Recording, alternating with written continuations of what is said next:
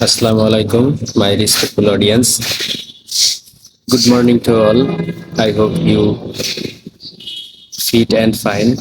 Alhamdulillah, I am also fit and fine. Right now, I'm in Dhaka.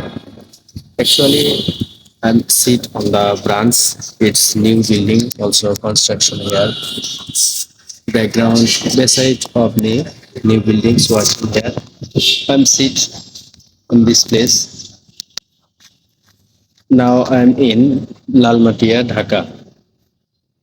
Everybody, you know that already in 3 days, Bangladesh, many people very alert for earthquake. Bangladesh, especially district or city, very dangerous place for this moment. So you can safety first. Also, you can stay village area, leveling place. Actually, I'm practicing every day and regularly. You can stay and healthy. Thanks to all.